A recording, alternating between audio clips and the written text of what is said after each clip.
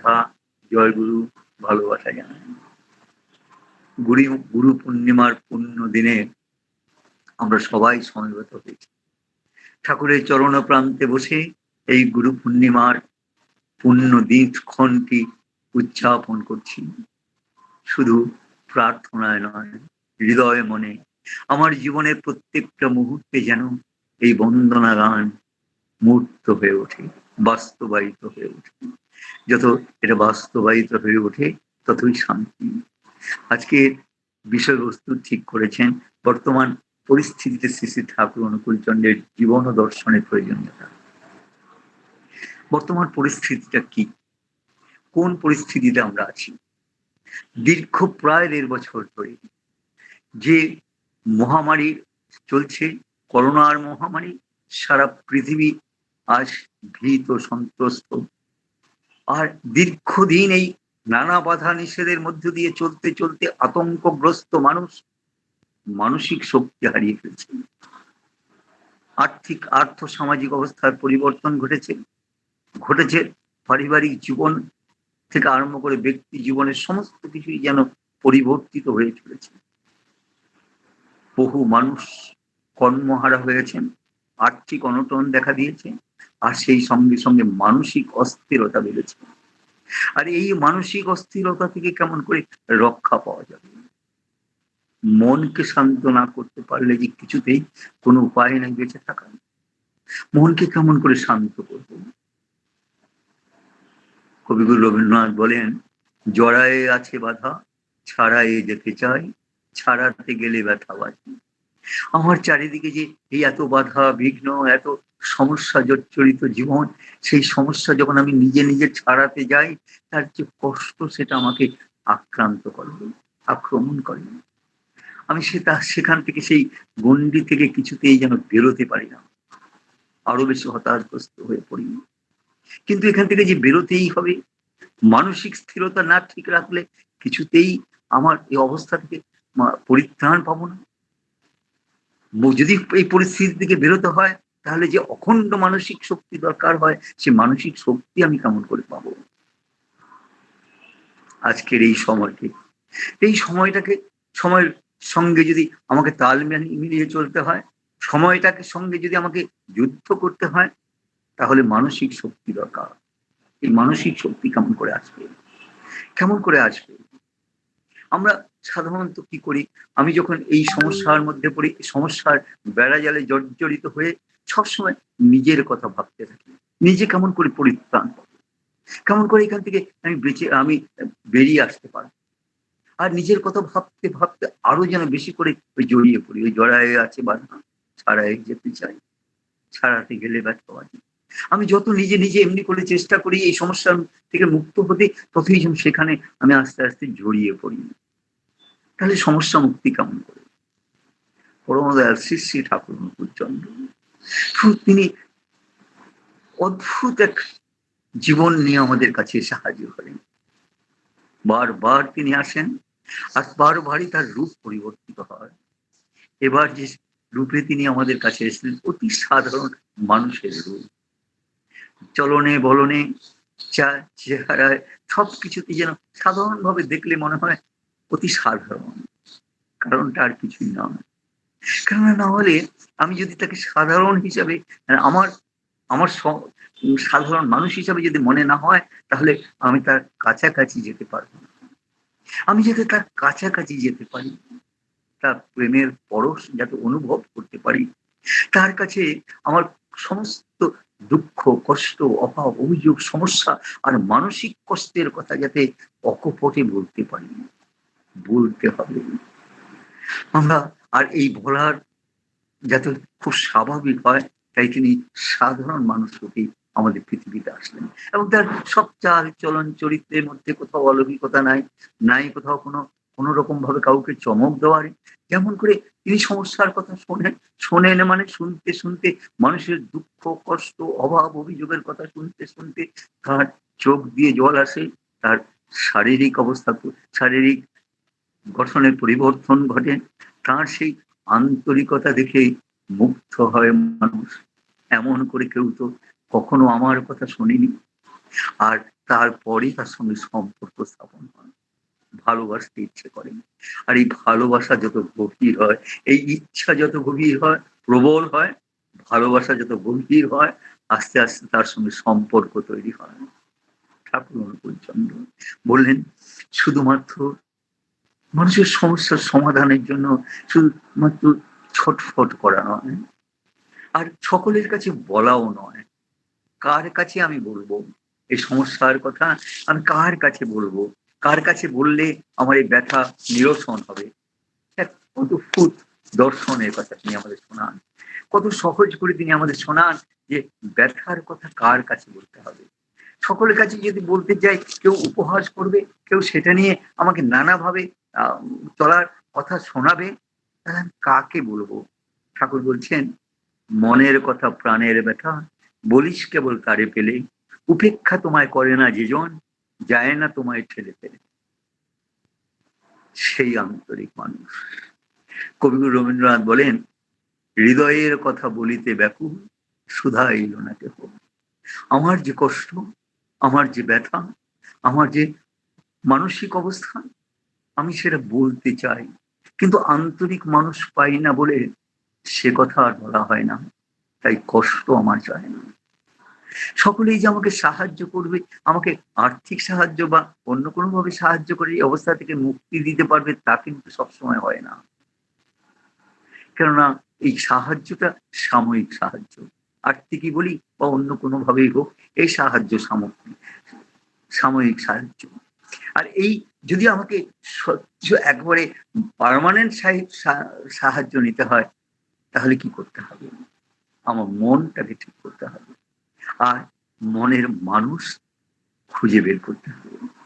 মনের মানুষ যার কাছে আমি সব কথা বলতে পারি, যার কাছে আমি বলতে না পারলেও যে আমার ব্যথাটুকু বোঝে, কষ্টটুকু বোঝে, আমাকে ভালোবাসে, আমার হৃদয়ে মন দিয়ে আমি তার ভালোবাসা থেকে উপভোগ করতে পারি, অনুভব করতে পারি। আর এই ভালোবাসা যত গভীর হয়, আস্তে আস্তে মনের কষ্ট বলা যায়। আজকের এই সময়টায় আমরা সবাই মানসিক যন্ত্রণায় ভুগছি। মানসিক, আর্থিক যেমন আছে, তেমনি আছে মানসিক যন্ত্রণা, যেন প্রবল থেকে প্রবলতর হয়েছে। এসেছে সম্পর্কের টানাটানি, সম্পর্কের এই পারস্পরিক সম্পর্কের মধ্যে যেন এক সাংঘাতিক ভাবে টানাটানি দেখা দিয়েছে। দীর্ঘদিন একসঙ্গে ঘরে থাকতে থাকতে ঘরের লোকের সঙ্গে, যাদের সঙ্গে আমার বাস, তাদের সঙ্গেও যেন কেমন করে সম্পর্কটা গভীর হওয়ার কথা যেখানে, সেখানে যেন কেমন একটু আস্তে আস্তে ফিকে হতে শুরু করেছে। তাই আমি আমার কষ্টের কথা বলতে পারি না।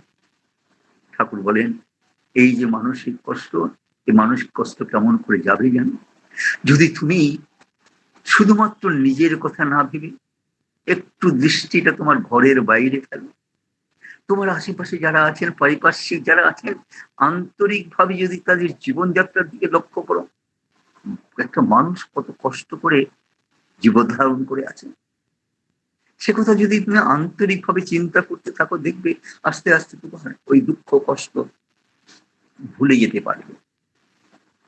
ছোটবেলা পড়া একটা কবিতা, কয়েকটা লাইন মনে পড়ে, সুখ সুখ করে কেঁদো না আর, যতই কাঁদিবে যতই ভাবিবে ততই বাড়িবে দুঃখ ভার।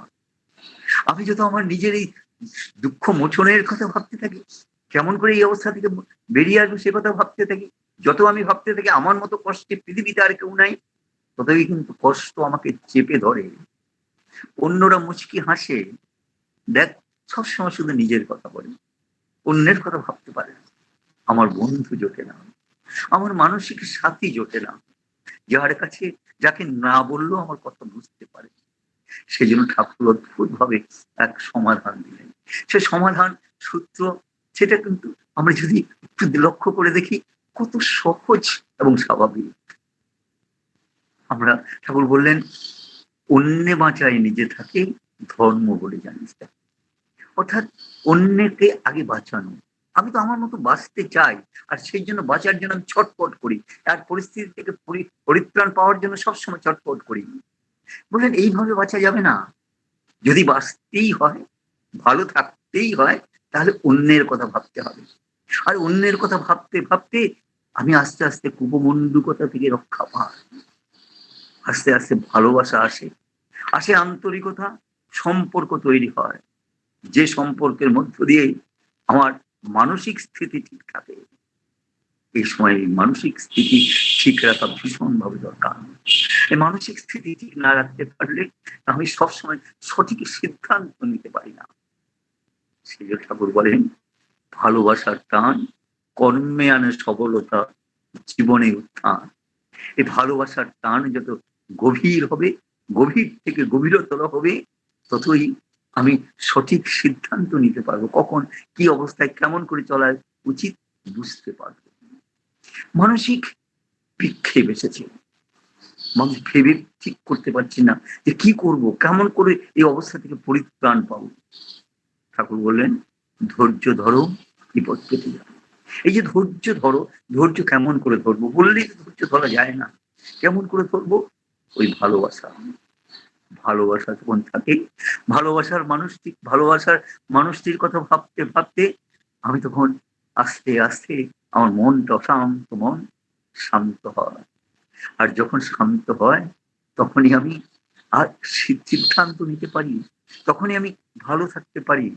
আজকে এই বর্তমান পরিস্থিতিতে কেমন করে এই অশান্ত মনকে শান্ত করতে, আমরা অনেক সময় ঠাকুর বলেন কেমন করে নামময় হয়ে থাকার কথা বলেন, ধ্যানময় হয়ে থাকার কথা বলেন, তার চিন্তা ভালোবাসার মানুষটির কথা চিন্তা করতে বলেন, তা তিনি কেমন করলে খুশি হবেন সে কথা ভাবতে বলেন।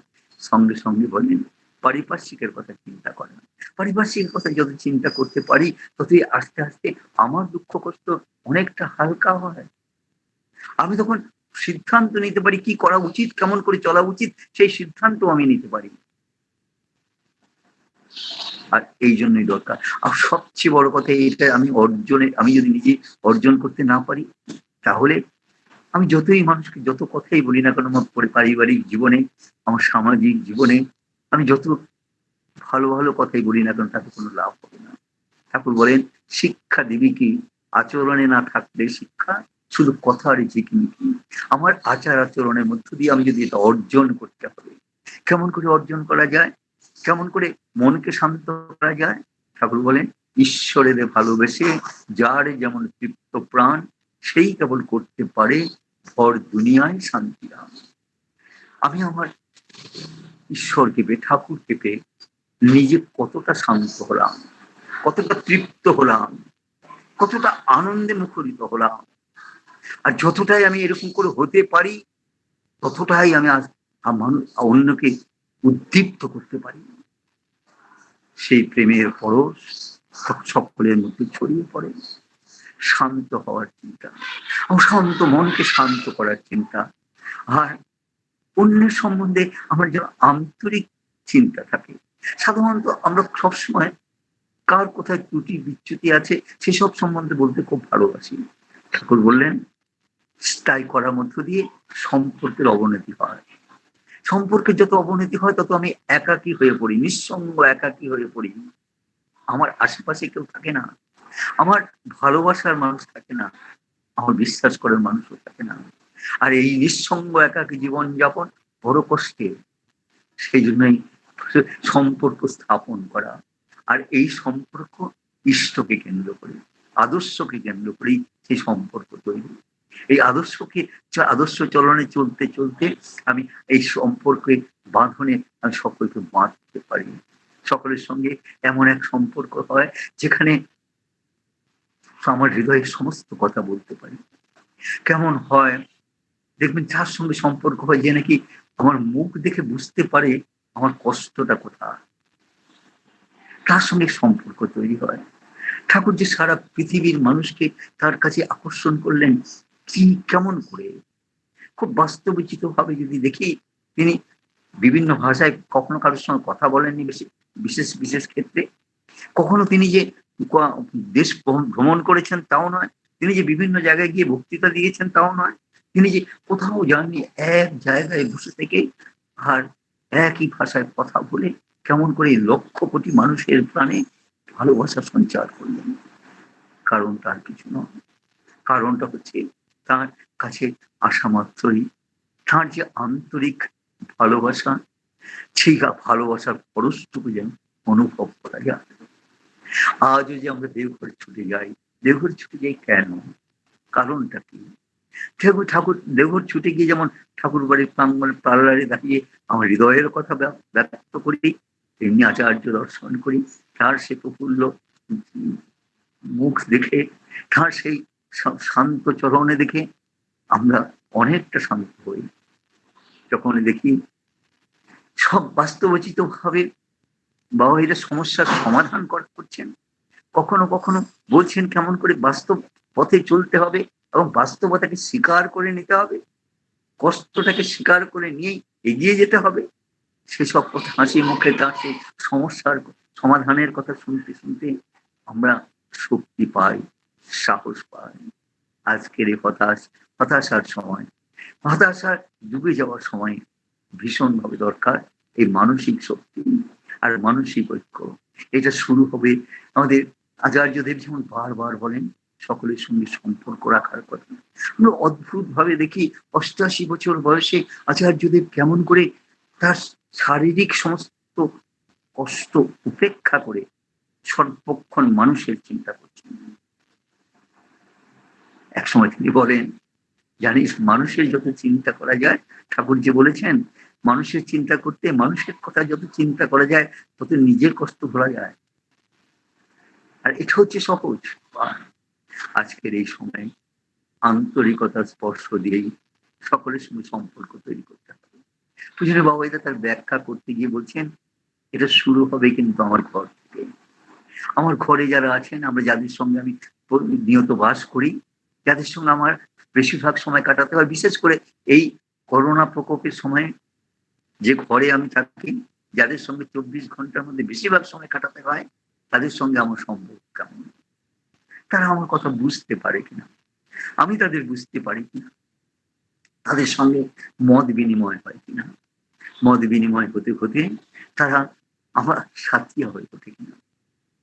কর্মহীন মানুষ বা অসহায় মানুষ, নিঃসঙ্গ একাকী হয়ে যাওয়া মানুষকে যখন তার পরিবার পরিজনে সকলে এসে তার পাশে দাঁড়িয়ে বলতে আন্তরিকভাবে বলতে পারে সমস্যাটা শুধুমাত্র তোমার নয়, আমাদের সকলেরই, আমরা সবাই ভাগ করে নেব, ভয় পাও কেন, তোমার কোনো ভয় নেই, যেই ঘটুক না কেন আমরা সবাই তোমার সঙ্গেই আছি, আমরা পরিস্থিতিকে সামলে নেব। ওই নিঃসঙ্গ একাকী হয়ে মানসিকভাবে ভেঙে পড়া মানুষকে তখন শক্তি পায়, সাহস পায়। আজকের এই দিনে ভরসা দেওয়া, ঠাকুরের প্রতি অনুরাগ বাড়ানো, কেমন করে এই অনুরাগ আসবে, অনুরাগ যত বাড়াতে পারি, মানুষকে যত আমি ঠাকুর মুখী করতে পারি, ইষ্টমুখী করতে পারি, আদর্শ কেন্দ্রিক চলনে উদ্বুদ্ধ করতে পারি, ততই তাদের সঙ্গে মিশে আমিও জীবনে ভালো থাকতে পারবো। যে সমস্যা, যে এই পরিস্থিতি মোকাবিলা করার এই একমাত্র উপায়, ভয় পাওয়ার কোনো কারণ নেই, ভীত সন্ত্রস্ত হওয়ার কোনো কারণ নেই। পৃথিবীতে নানা সময় নানা পরিস্থিতি তৈরি হয়েছে, সব পরিস্থিতির মধ্যে স্রষ্টা তার সৃষ্টিকে ধরে রেখেছে। আর স্রষ্টাকে যে নাকি সর্বসময় মনে রাখে, স্মরণে রাখে, মননে রাখে, যাকে সবসময় জীবনের প্রত্যেকটা মুহূর্তে জীবন্ত করে রাখে, তার কোনো সমস্যা না হয়। তাই আজকের এই সময়ে প্রার্থনা যেন আমি ইষ্টময় হয়ে থাকতে পারি। ঠাকুর বলেন, ইষ্টটানের অমোঘ তলায় দেখবি অনেকে গ্রহের ফের, খাবি খেয়ে পাল্টে গেছে, রেখে সতের ঝড়কে খেয়ে। নানা রকম পরিস্থিতি, সব পরিস্থিতির মধ্য দিয়েই যদি মানসিক স্থিতি ঠিক রাখতে পারি, আমার বিশ্বাস ঠিক থাকে, আমার আদর্শ কেন্দ্রিক শিক্ষা যদি আমার ঠিক থাকে, তাহলে সেই পরিস্থিতির মধ্য দিয়ে আমি পথ পাবো, বিভ্রান্ত হব না। আর এই সময় সেটা ভীষণভাবে দরকার। ঠাকুর যে বলেন একাদশী চলে যারা, তাদের নিয়ে সমাজ করা, এই একাদশী চলার কথা ভাবা। আচার্যদের যে কথা, ঠাকুরের যে কথা আমাদের শোনান, তার সেই কথা শুনতে শুনতে আমরা আবার ভালোবাসতে শিখি, সম্পর্ক তৈরি করতে শিখি। সমালোচনা নয়, কে কখন কি কারণে পড়ে গেছে, কি কারণে তার অবস্থার অবনতি হয়েছে, সে কথা না ভেবে কেমন করে তার উত্তরণ ঘটতে পারে, ওই অবস্থা থেকে কেমন করে পরিত্রাণ পেতে পারে, কেমন করে ইষ্টকেন্দ্রিক চলনার মধ্য দিয়ে, আদর্শ কেন্দ্রিক চলনার মধ্য দিয়ে ভালো থাকতে পারে, সে কথা আলোচনা করি আন্তরিকভাবে। অনেক সমালোচনা করা পৃথিবীতে সবচেয়ে সহজ কাজ, কিন্তু সমালোচনায় কখনো সম্পর্ক ভালো হয় না। সমালোচক সবসময় নিঃসঙ্গ একাকী হয়ে পড়ে। যদি মানুষের সঙ্গে থাকতে হয় আর এই মানসিক স্থিতি ঠিক রাখতে হয়, তাহলে ভালোবাসা আর ভালোবাসা দিয়েই তাকে পরিবর্তন করা, যেটা ঠাকুর বলেছেন। আর তার এই জন্যই তো তার পরশ দরকার। আজকে এই সুন্দর সময়ে শুধু প্রার্থনা, শুধু বলতে চাই ঠাকুরের দয়ার কথা, করুণার কথা, কত কত হতাশগ্রস্ত মানুষকে তিনি রক্ষা করেছেন, সে কথা বলার স্পর্ধা আমার নেই, সাহস আমার নেই, ক্ষমতাও আমার নেই। শুধু বলতে পারি, প্রাণ ভরে বলতে পারি, পরশ মনের সাথে কি দিব তুলনা রে, লোহা পরশিলে হয় সোনা, আমার প্রভুর গুণে নাচিয়া গাহিয়া রতন হইল কত জন। কত মানুষ পরিবর্তিত হয়ে গেল, কত আশা, কত প্রাণে নূতন করে আশার সঞ্চার হলো, কত বিধ্বস্ত মানসিক বিধ্বস্ত জীবন আবার নবশক্তিতে উজ্জীবিত হয়ে উঠল। তার কোনো ঠিক ঠিকানা নাই। আমি যেন আমার সমস্ত মুহূর্ত থেকে তাকে জীবনের প্রত্যেকটা মুহূর্তে তাকে জড়িয়ে ধরি, জীবন্ত করে রাখি, আর তাকে অনুসরণ করে চলি। আদর্শ কেন্দ্রিক ইষ্টকেন্দ্রিক চলনার মধ্য দিয়েই শক্তি আসবে, সাহস আসবে, উত্তরণের রাস্তা খুঁজে পাবো। ফলে আজকের এই যে পরিস্থিতি, এই পরিস্থিতি আমাকে আর কাবু করে ফেলতে পারবে না, হতাশগ্রস্ত করে ফেলতে পারবে না। আমি তখন বলতে পারবো, তরিখানা বাইতে গেলে মাঝে মাঝে তুফান মেলে, তাই বলে হাল ছেড়ে দিয়ে কান্না কাটি। আমার তো লক্ষ্য ঠিক আছে, আদর্শ ঠিক আছে, আর সেই জন্য মানসিক স্থিতিও ঠিক আছে, এবং সেইভাবেই আমি যেমন চলবো, সকলকে উদ্বুদ্ধ করি সেই চরণে ঈশ্বর চলে ধন্য হতে, কৃতার্থ হতে। ঠাকুরের শ্রী চরণে আপনাদের সকলে সর্বাঙ্গীন মঙ্গল প্রার্থনা করি। সকলে ভালো থাকেন, সকলকে ভালো রাখেন, সকলকে হতাশা থেকে রক্ষা পেতে উদ্দীপ্ত করে তোলেন ইষ্টকেন্দ্রিকতা, আচার্য কেন্দ্রিকতা। তাহলেই সার্থক হয়ে উঠবে আমাদের সব আয়োজন। ঠাকুরের ঠাকুরের শ্রী চরণে আপনাদের সকলের সর্বাঙ্গীন মঙ্গল প্রার্থনা করি। জয় গুরু। জয়